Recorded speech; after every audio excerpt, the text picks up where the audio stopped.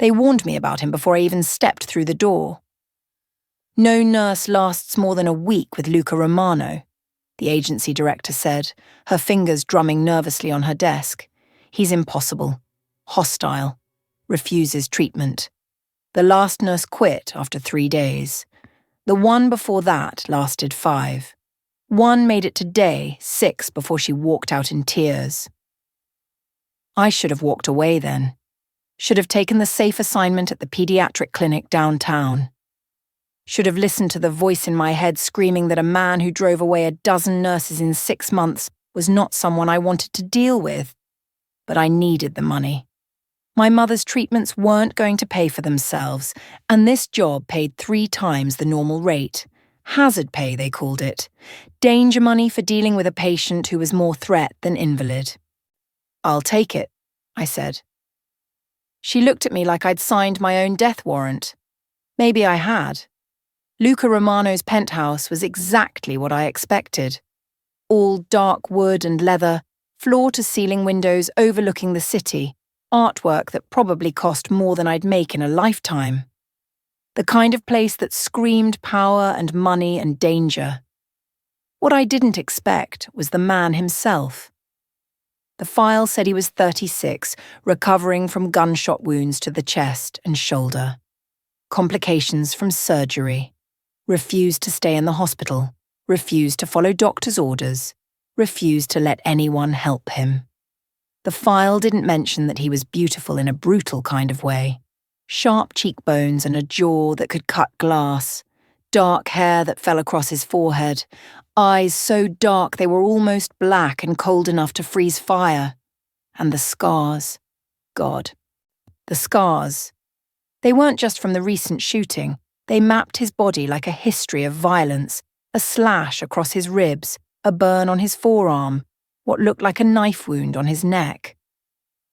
He was sitting in a leather chair by the window when I arrived, his shirt unbuttoned, revealing bandages wrapped around his torso. He didn't look up as I entered, didn't acknowledge my presence at all. "Mr. Romano," I said, keeping my voice professional.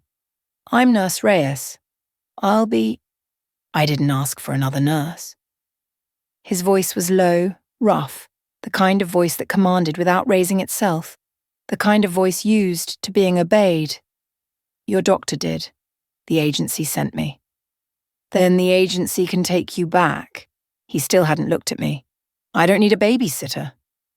I set my medical bag down on the table, watching him carefully. Most patients I'd dealt with who were hostile were scared underneath, afraid of being vulnerable, afraid of needing help, afraid of showing weakness. But Luca Romano didn't look afraid of anything. "You have an infection starting in your shoulder wound," I said calmly. "I can see it from here, the inflammation, the way you're holding yourself. If it's not treated in the next 24 hours, you'll be septic within 48. Is that how you want to die? Alone in your apartment because you're too stubborn to let someone help you?" That got his attention. His eyes lifted to mine, and I felt the impact like a physical blow. There was intelligence there, assessment, and something else. Something dangerous and dark that made my survival instincts scream. "You're not afraid of me." It wasn't a question. And should I be? Everyone else is. I'm not everyone else. I picked up my bag again, moving closer. "Now, are you going to let me do my job, or are you going to sit here and rot while proving a point no one cares about?" For a long moment, he just stared at me. Then, slowly, something that might have been amusement flickered across his face. "You have 3 minutes," he said. "Then I want you gone. I'll need at least 30 to properly clean and redress those wounds." 3 minutes? Fine. I set a timer on my watch. "But when I prove you're infected and you need immediate treatment, we're doing this my way." I didn't wait for permission. I moved to his side, pulling on gloves, and carefully peeled back the edge of the bandage on his shoulder. The wound was worse than I thought, angry red lines spreading from the incision, heat radiating from the skin, the beginning of an abscess forming. This needs to be lanced and drained, I said, not bothering to soften the truth. You need antibiotics, strong ones, and you need to actually rest instead of whatever you've been doing that's prevented this from healing. I'm fine. You're dying, slowly, painfully, and from something completely preventable. I looked up at him, meeting those dark eyes. Is that really how you want to go out? Not in a blaze of glory, but from an infection any competent medical professional could treat. His jaw tightened. You're very bold for someone who doesn't know who I am. I know exactly who you are, Mr. Romano. The file was very thorough. Crime boss, suspected of multiple murders, untouchable by law enforcement because you're too smart to leave evidence, feared by everyone in this city. I pulled off my gloves, facing him fully. But right now, you're not a crime boss. You're a patient with a life-threatening infection, and I'm the nurse who can save your life if you stop being an idiot long enough to let me. Silence stretched between us. Then he did something I didn't expect. He laughed, short, sharp, like the sound surprised even him. 30 minutes, he said. But if you're still here at 31, I'm throwing you out myself. Deal. I got to work.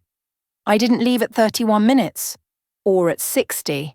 By the time I'd lanced and drained the abscess, cleaned and properly dressed both wounds, set up an IV line for antibiotics, and checked his vitals, 3 hours had passed. He didn't throw me out. He watched me work with those unsettling dark eyes, not speaking, barely moving. But he let me touch him. Let me hurt him because cleaning that infection hurt, and we both knew it. He didn't flinch, didn't make a sound. The only sign of pain was the way his hands gripped the arms of the chair, knuckles going white. You need to take the full course of antibiotics, I said as I packed up my supplies. 7 days, twice daily, and I need to change those dressings every day until the infection clears. I can handle it myself. With one arm essentially useless and the other compromised. No, you can't. Not properly. Then I'll hire someone else. No one else will come back. You've made sure of that. I shouldered my bag, looking at him steadily. I'll be here tomorrow at 10. Try not to die before then. I was at the door when he spoke again. Why? I turned back. Why what? Why come back? You said it yourself. I've driven away everyone else. Why would you be different? I could have given him a dozen safe answers. The money, professional obligation, the Hippocratic oath. Instead, I told him the truth. Because I don't like losing patients, even the difficult ones, especially the ones who are determined to destroy themselves. Something shifted in his expression, something I couldn't read. 10 o'clock, he said finally. Don't be late. I came back the next day, and the day after that, and the day after that. By day 4, I'd broken the record for longest-lasting nurse. By day 7, the infection was clearing and Luca was starting to heal. By day 10, I'd fallen into a routine that felt almost normal, except nothing about this was normal. The penthouse had guards posted outside, men in expensive suits who watched me with suspicious eyes every time I arrived. The phone rang constantly with calls Luca took in Italian, his voice dropping to dangerous levels. Sometimes I'd find blood on the bathroom floor that wasn't from his wounds. I didn't ask questions, but I noticed things, like how he never slept more than a few hours at a time. How he worked from his laptop constantly, even when I told him he needed rest. How he took calls at 3 a.m, his voice cold and commanding. How he watched me when he thought I wasn't looking. You're different from the others, he said one day as I was checking his vitals. Because I'm still here? Because you don't flinch. His eyes tracked my movements. Everyone flinches, even the ones who think they're brave, but you don't. Why? I continued taking his pulse, counting silently. When I finished, I met his gaze. I've seen worse than you, Mr. Romano. Luca. What? Call me Luca. You've had your hands on me every day for 2 weeks. I think we're past formalities. There was something in his voice that made my stomach flutter. Something that had nothing to do with nursing and everything to do with the way he was looking at me. Luca, I said, testing the name. It felt dangerous on my tongue. You need to eat more. You're losing too much weight. Worried about me, Nurse Reyes? It's literally my job to worry about you. Is that all it is? He caught my wrist as I moved to put away my stethoscope. His grip was gentle, but I felt the strength in it, the leashed power. Your job? My heart rate kicked up. What else would it be? You tell me. His thumb pressed against my pulse point. You're nervous. You're holding me. You could pull away. But I didn't. We stayed like that, frozen in a moment that stretched too long, meant too much. His dark eyes searched my face like he was trying to solve a puzzle. Like I was something unexpected that didn't fit his carefully controlled world. I should go, I said finally, my voice barely above a whisper. He released me immediately. Same time tomorrow? Yes. I left before I could do something stupid. Like acknowledge that he was right, that this had stopped being just a job somewhere between day 3 and day 10, that I thought about him when I wasn't here, that I'd started caring about more than just his physical recovery. That was dangerous. More dangerous than anything else in my life had ever been. On day 14, everything changed. I arrived at the usual time to find the penthouse in chaos. 2 of Luca's men were arguing in rapid Italian in the corner. Another was on the phone, his voice urgent. The smell of gunpowder hung in the air, and Luca was bleeding. Not from his healing wounds, but from a fresh gash across his forearm, deep enough to need stitches. He was sitting on the couch, pressing a towel against it, his face calm despite the blood soaking through the fabric. What happened? I dropped my bag, already moving toward him. Business. That's not an answer. It's the only one you're getting. But he let me take his arm, let me peel away the towel to assess the damage.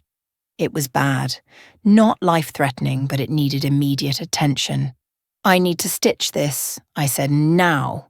Fine. I worked quickly, cleaning the wound, numbing the area, preparing my suture kit. The whole time I was aware of the tension in the room, of the men watching us, of whatever had just happened that left blood on the floor and danger in the air. You should go to a hospital, I said as I began stitching. No hospitals. This is beyond what I can treat here. You're doing fine. His voice was tight with pain but steady. I trust you. Those 3 words hit me harder than they should have. I trust you. When was the last time someone had said that to me? When was the last time I'd earned someone's trust so completely that they'd let me tend to their wounds while their world was falling apart? Who did this? I asked quietly, concentrating on my work. It doesn't matter. It matters to me. Why? His eyes were on my face, intense and searching. Why does it matter to you? Sofia? He'd never used my first name before. Hearing it in his voice did something to me, something that made my hands almost shake. Because I care about my patients. Is that all I am? A patient? I finished the last stitch before answering. What else would you be? You tell me. You're the one who keeps coming back. Who stayed when everyone else ran? Who looks at me like... He stopped, jaw tightening. Like what? Like I'm human. Like I'm worth saving. The vulnerability in those words broke something in me. This man, this dangerous, powerful, feared man, looked at me like I held something precious. Like my opinion mattered in a way that nothing else did. You are human, I said softly, bandaging his arm. And you are worth saving. Even knowing what I am, what I do. I don't know what you do. Not really. And I don't need to know. You should be afraid of me. Why? I met his eyes directly. Have you ever hurt someone who didn't deserve it? Have you ever harmed an innocent person? Have you ever raised your hand to someone weaker than you? He didn't answer immediately. When he did, his voice was rough with something that sounded like pain. No, never. Then why would I be afraid? Because everyone else is. Because I'm a monster pretending to be a man. You're a man who's had to become something else to survive. I cupped his face without thinking, my palm against his cheek. I see the difference, even if no one else does. He went very still. His hand came up, covering mine, pressing it against his skin. You're dangerous, he said quietly. Me? You make me want things I can't have, feel things I shouldn't feel. You make me remember what it was like before all of this, before the blood and the violence and the empire I never wanted but can't escape. His words mirrored everything I'd been feeling, everything I'd been trying not to acknowledge. Luca, don't. His thumb brushed across my knuckles. Don't tell me this is inappropriate. Don't remind me you're my nurse and I'm your patient. Don't give me all the reasons this is a terrible idea. I know them all already. I've listed them to myself every night for 2 weeks. Then what do you want me to say? Say you feel it too, this thing between us. Say I'm not imagining the way you look at me, the way you touch me longer than necessary, the way you've stopped calling me Mr. Romano except when you're trying to maintain distance. I should have lied, should have established boundaries, should have been professional. Instead, I told the truth. I feel it too. The words hung between us, heavy with meaning and consequence. Then he pulled me closer, his hand sliding to the back of my neck, and I knew this was going to change everything. Tell me to stop, he said, his mouth inches from mine.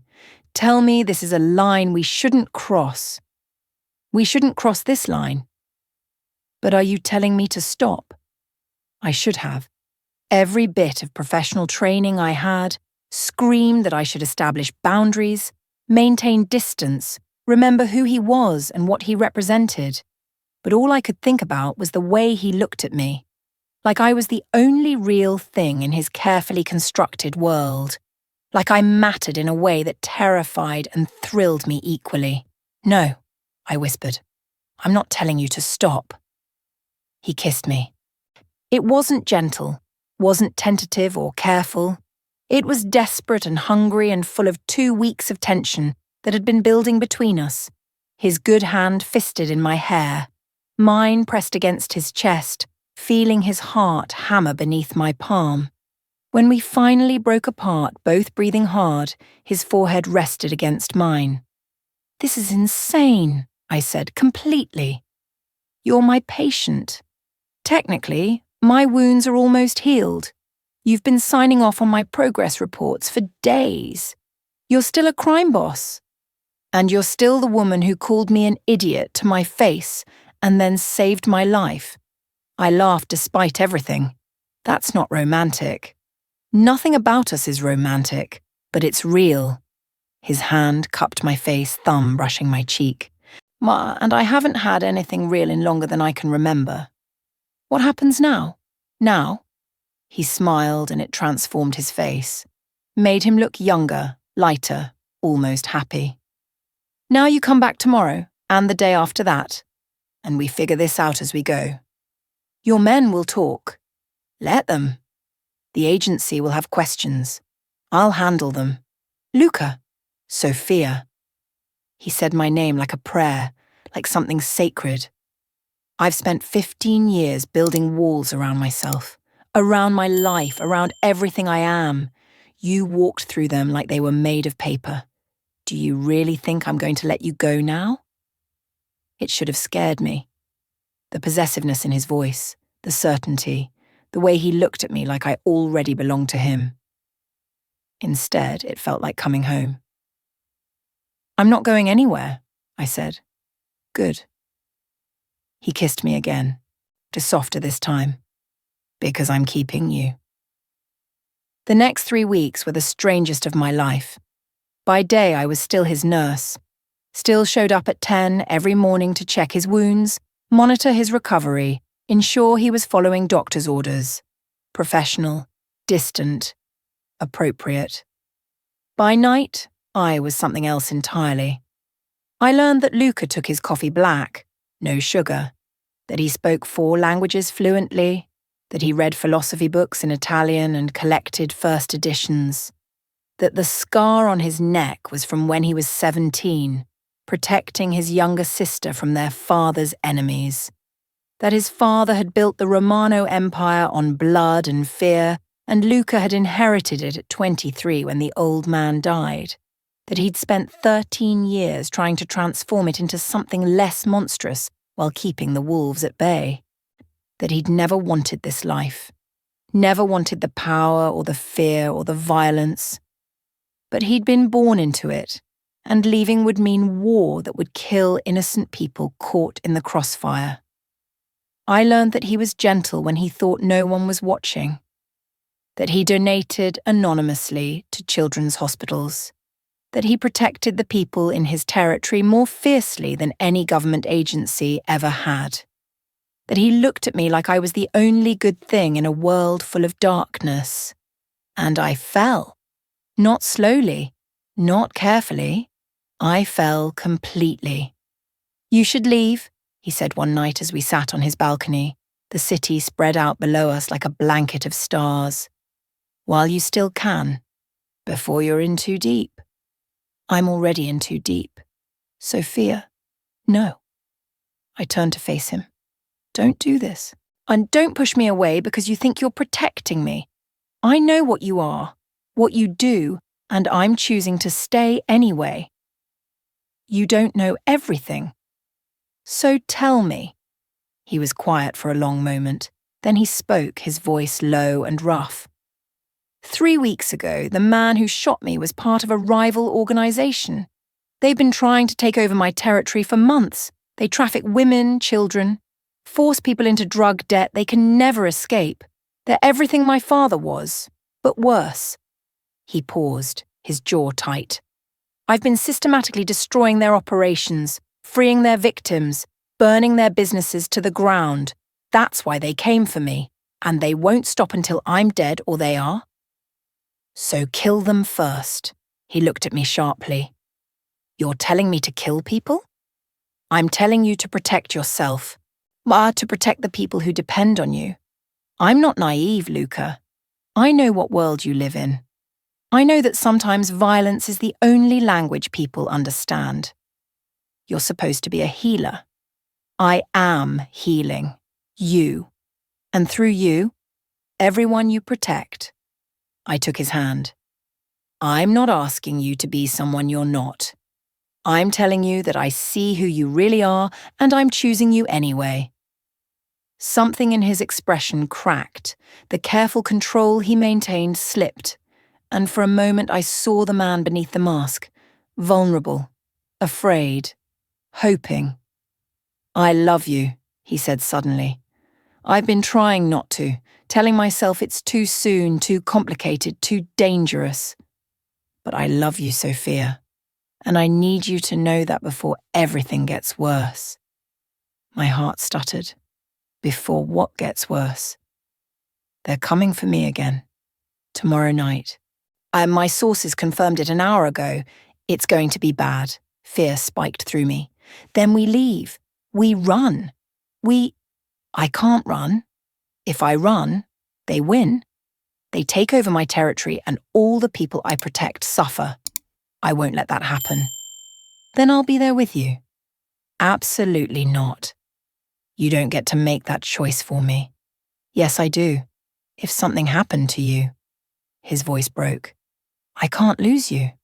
Not when I just found you. I cupped his face, forcing him to look at me.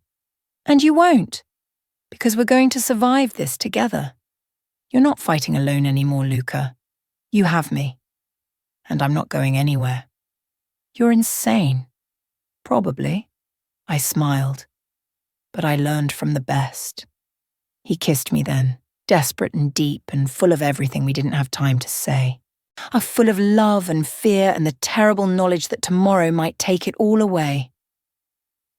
I love you too, I whispered against his mouth, in case that wasn't obvious. Say it again. I love you. Again. I love you, Luca Romano. Every dangerous, protective, impossible part of you.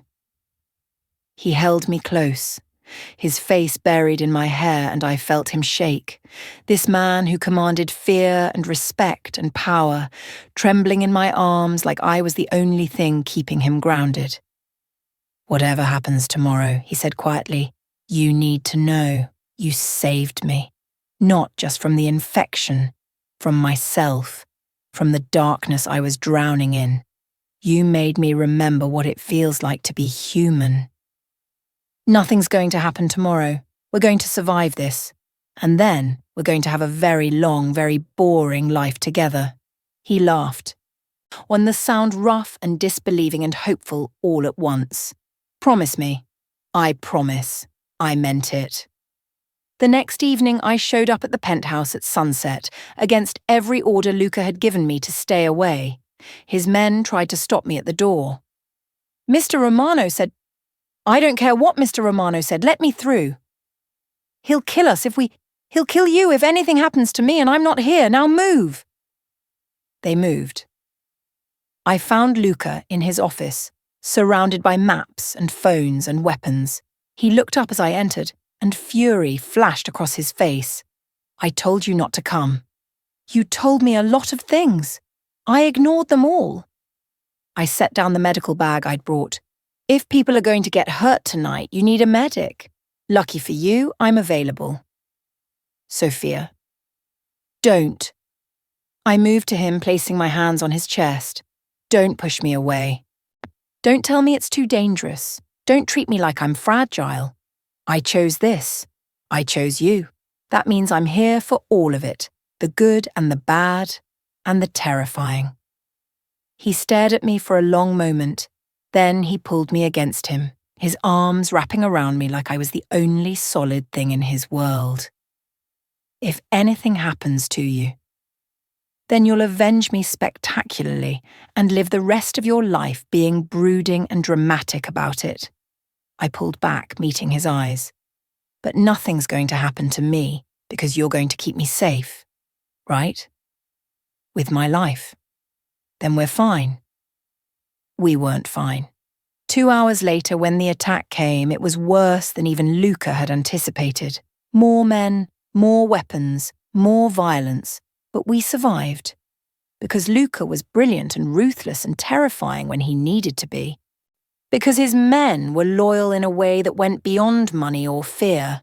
Because I was there to patch them up as they fought, to keep them in the fight, to save the ones who would have bled out without immediate care. And because love, it turned out, was a powerful motivator for staying alive. When it was over, when the enemies were defeated and the territory was secure and the sun was rising over a blood-stained penthouse, Luca found me in the bathroom where I was washing blood off my hands. He didn't say anything, just pulled me into his arms and held me like he'd never let go. It's over, I said softly. For now?